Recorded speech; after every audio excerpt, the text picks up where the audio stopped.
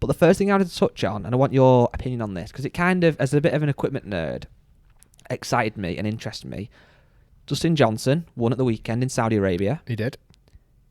He was using the SIM driver, not the SIM 2 that's just launched by Taylormade. How will Taylormade be feeling about that? Well, it was quite funny, wasn't it? Because first off, did you notice he had a SIM 2 hat on? Yeah, it was a horrendous cap, that. It's not a good design, is it? No. It stands out, to be fair, but it is a What would you describe the text as? Is it like a cartoony kind It of? almost reminded me of like word art on Microsoft Word. Is that what and it is? stuff. It's almost like it's so kind of basic. It's kind of cool, almost in a way. I think that's the vibe, but I wasn't feeling it. But either way, Dustin Johnson dominated again in Saudi. He's won there twice now in 3 years, and the year that he didn't win, he came second. He does certainly like that golf course, and it is a good golf course. I played it a couple of years ago, and it's unbelievable the condition it's in. But he didn't have a brand new Sim 2 in the bag, like Guy's saying, and I don't know, because normally Taylormade guys are so quick to switch. Well, I think he has had it in the bag. I think he has. So he's what's in the bag at the moment. I'll just quickly go through. And this is off Taylormade. They sent an email out to any kind of media when he won. Ball, 2019 TP5X, okay? Okay. Spider Tour IB limited putter. Milled grind wedges, 52 degrees and 60. He's got the P730 DG Proto irons, 3 iron to pitching wedge. Then, this is what gets interesting. 5 wood, Sim Max, 21 degree. 3 wood, Sim 2, 15 degree, the titanium version. And then driver, which is a Sim 10.5 degree.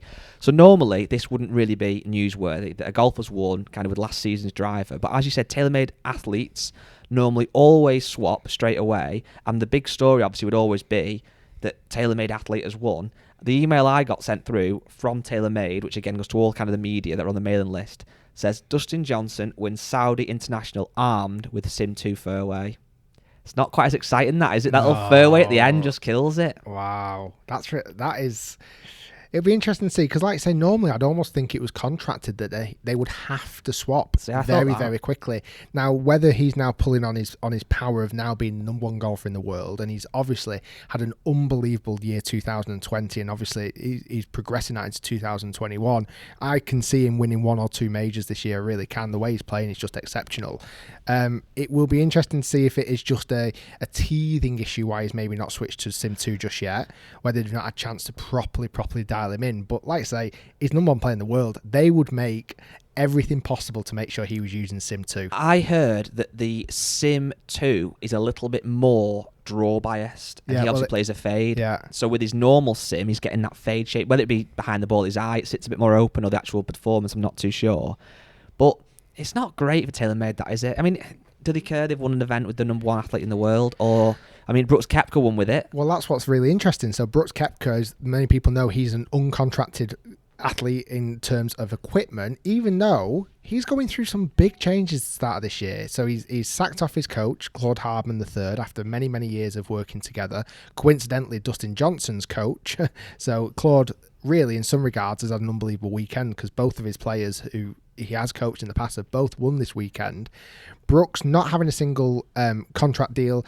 He has very much switched from the famous Mizuno irons that he was using for forever when he won his major tournaments. He's now you're seeing a lot of Shrixon in his bag. So he's got Shrixon irons. I believe he's got a Shrixon head cover on his Taylormade 2 driver. But Taylormade 2, but he has got a Taylormade Sim 2 driver in the bag. He came back from not having a chance of winning really come Sunday, and I'm just going to turn my emails off. How is this? Weirdly, I've just had an email from Taylormade. Have you? Yeah. Should we see what it says? Yes. Live on the podcast.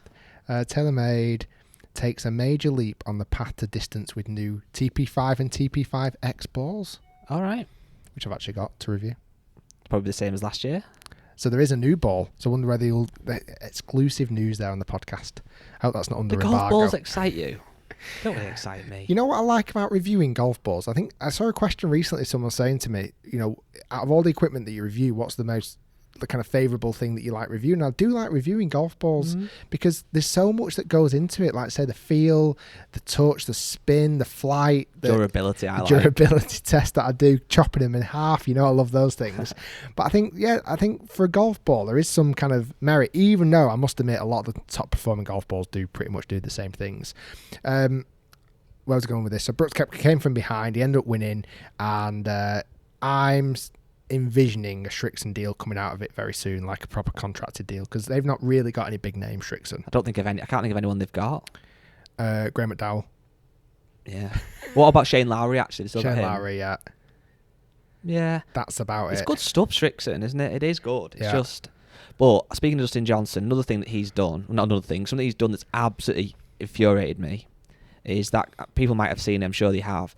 He hit that drive from one of the holes. It was going kind of left. Didn't shout for, and it absolutely clattered a patron or was it a fan or was it like a volunteer? Well, I think it was a volunteer because I don't know if they had fans. Did they? It was like just a ball spotter or whatever it might have been, and clattered him. It really hit him hard. I think he was okay. Yeah.